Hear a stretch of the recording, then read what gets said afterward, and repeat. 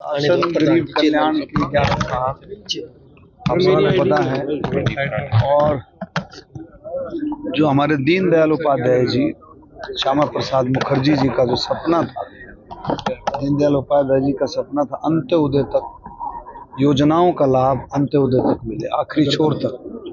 उस काम को बेखूबी प्रधानमंत्री मोदी जी के नेतृत्व में केंद्र सरकार, हरियाणा सरकार ने बहुत अच्छी तरीके से हर एक योजना का, जो किसानों के लिए है, खेतीहर मजदूर, गरीब, दलित, बैकवर्ड, ओबीसी, कर्मचारी, व्यापारी, महिलाओं के लिए, नौजवानों के लिए, खिलाड़ियों के लिए, स्वतंत्रता सेनानी, शहीदों के परिवार, जितने वर्ग उन सब की योजनाओं का लाभ आखिर छोर तक मिले, ऐसे सरकार ने पुख्ता इंतजाम किए हैं।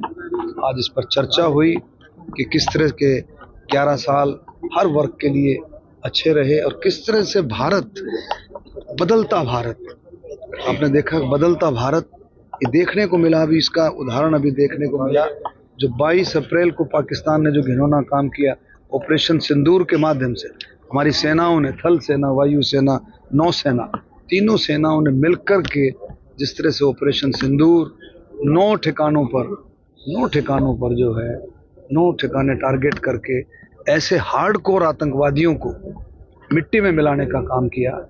ये हम सभी ने मिलकर के सेनाओं का सम्मान किया, सेनाओं के जांबाजी का, सेनाओं की बहादुरी का, तिरंगा यात्रा करके पूरे देश ने उसका सम्मान किया।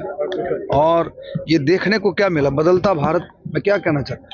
ऑपरेशन सिंदूर के बाद जिस तरह से पाकिस्तान ने हरकत की, आप देखें कितने हजारों की तादाद में ड्रोन्स, जो fighter drones you can say, और उसके बाद मिसाइल सारे के सारे एक भी मिसाइल या ड्रोन भारत को कहीं भी नुकसान नहीं कर पाया। ये था बदलता भारत, विकसित भारत।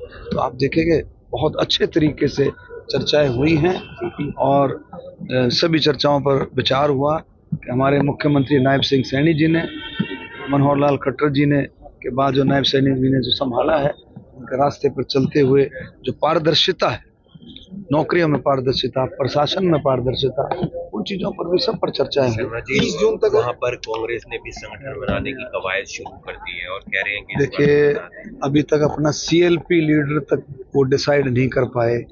सीएलपी लीडर एक संवैधानिक वैधता भी है, आप समझे।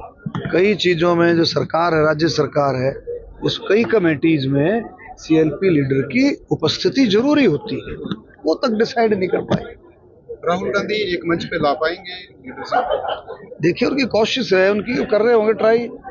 मुझे लगता नहीं कि भाई जो विचारधारा लोकल लीडर्स की जो हरियाणा के अंदर है, वो एक मंच पे कभी आ नहीं सकते, मुझे नहीं लगता। 3 घोड़ों का बार बार वो जिक्र करते हैं, शादी वाला, बारात वाला। अभी खट्टर साहब ने उस बारे में जवाब दिया। आपका क्या राय है? तो आप कांग्रेस में भी आई हैं?